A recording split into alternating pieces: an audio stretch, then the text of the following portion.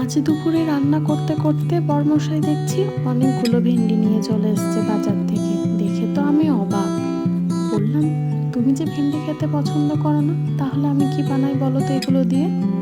তখন বর বলল, ওই যে ষষ্ঠীর দিনে শাশুড়ি মা যে ভেন্ডি রেসিপি বানিয়েছিল ওটাই বানাও, খেতে দারুণ হয়েছিল। তো প্রথমে আমি ভেন্ডিগুলো জলে ভালো করে ধুয়ে একটু বড় সাইজ করে কেটে নেব।